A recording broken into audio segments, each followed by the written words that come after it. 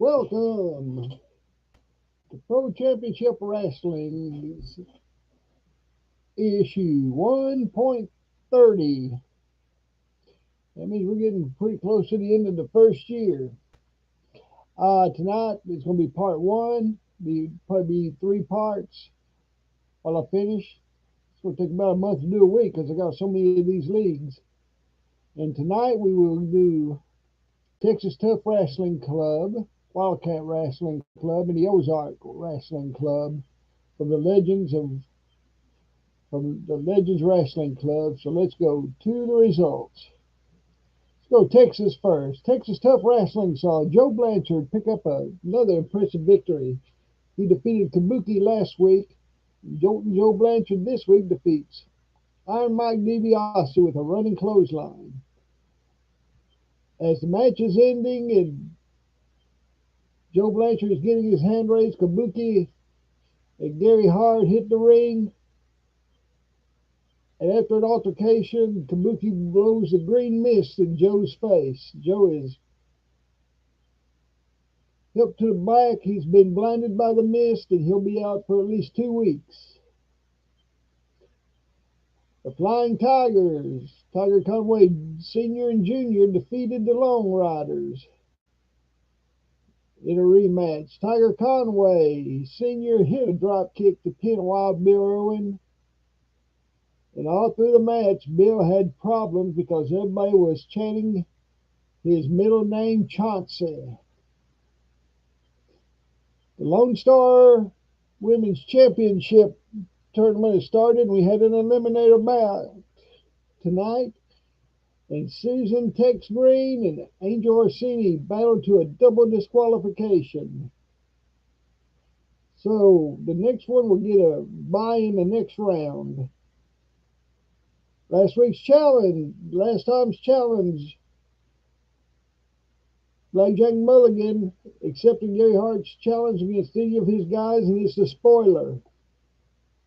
The Spoiler defeats Blackjack Mulligan with the Bionic Claw.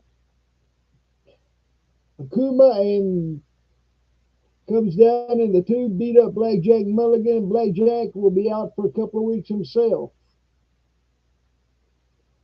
Dick Morgan at this time comes out, suspends Gary Hart for the night, and sends him and all of his men out of the building. The Red Dog shocked the crowd by defeating the world's strongest man, Mark Henry, with the Blackout. Wild Bull Curry got a disqualification victory over Johnny Valentine after Johnny put Bull through a table. And the main event of the evening, the American Tag Team Championship Dudley Boys defend their belts against the Fantastics. The Fantastics defeat the Dudley Boys by disqualification after Devon Dudley hits Tommy Rogers with a chair. Moving to Missouri, let's go to the Ozark Wrestling. Prince Karras, managed by James Mitchell, defeats Rick McCord.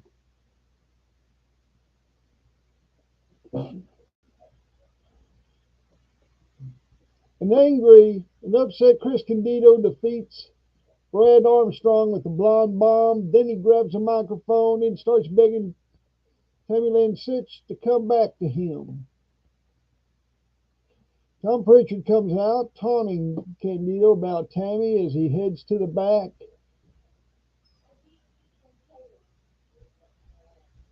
Dr. Tom stays in the ring to tangle with Steve Kern.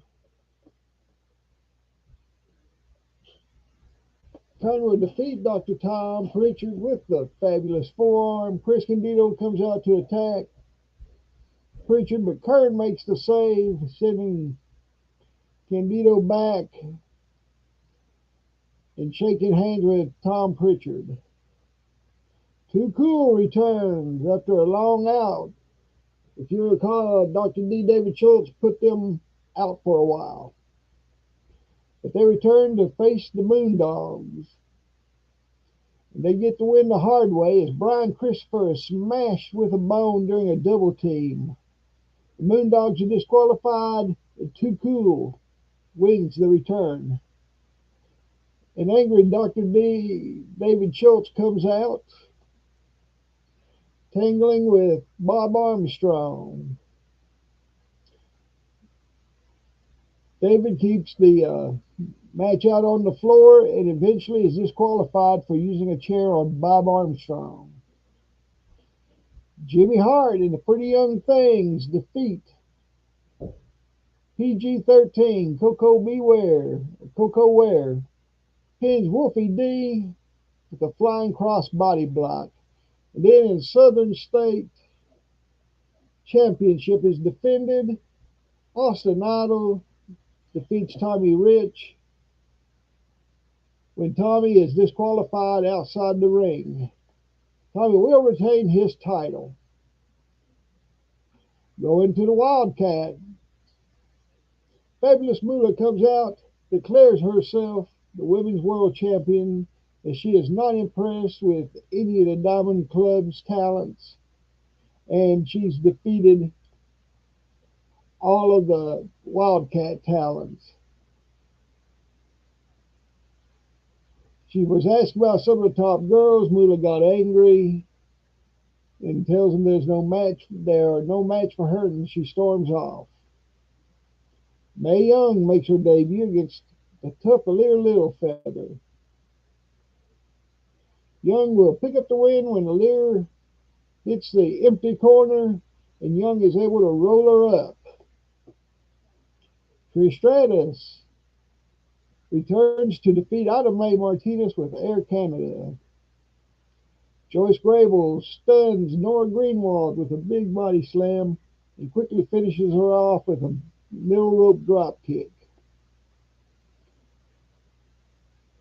Joyce takes issue with Moolah declaring herself the world champion, which brings Moolah and her bodyguard April Hunter out. April Hunter and Joyce didn't have a match. That April Hunter defeats Joyce Grable with the head hunter. Moolah then enters ring and the two beat Joyce up until help arrives. The Minnesota Home Wrecking Crew of Lacey and Rain defeat Princess Victoria and Velvet McIntyre. Lacey hits the spin wheel kick to pin Velvet. Jazz defeats Rockin' Robin with the STF. And Fabulous Moolah picks up a pin over Penny Banner with the Jackknife Cradle. Then it's cage match action. Sherry Martel makes a comeback to defeat Candy Devine and leave her laying in the cage. Next week, we will go over the American Wrestling Club, the Polynesian Wrestling Club, and the Euro Wrestling Club. Turning to the Eastern Alliance, they filmed their Monday Night Mayhem show. Gorilla Monsoon is obviously upset as the show starts out. He asked Bobby Heenan if he's proud of himself for passing Heenan a weapon to hit him with. Bobby stammers as he tries to lie his way out of it, blaming a fan. Gorilla warns that he better not get involved with the hillbillies. It takes on the Heenan family because he will be in the hillbillies' corner. Bobby promises to stay out of it. Bobby sends it to Gino Kalin. Gino Kalin is with the Valiants. Last week, the Valiants didn't go as planned, and they blamed the officials' bias for their loss. Johnny promises this week it will be different. They will get the win that they should have got last week. But they are here for a reason, and that is gold and glory. Johnny Rodz goes up against Big John Studd and stuns the world by picking up a big win. Johnny Rodz is on fire and pulls out the big upset with a shoulder breaker and pinning John Studd. Back in studio, Bobby is upset and shocked. Everyone knows that Studd is a family member and that he was the victim of a fast count. Give me a break, Monsoon says, shaking his head. As always, Bobby is a fountain of misinformation. Gorilla sends it to Nick McClure in the event center as Bobby is on the phone trying to get to owner Donald Trump to complain. Nick announces that the next few cities Mayhem will be in, and he also pushes the next pay-per-view, which is Backyard Brawls. The Valiants live up to their word. They defeat SD Jones and Mr. X. Jimmy Valiant pinned Mr. X after an atomic drop.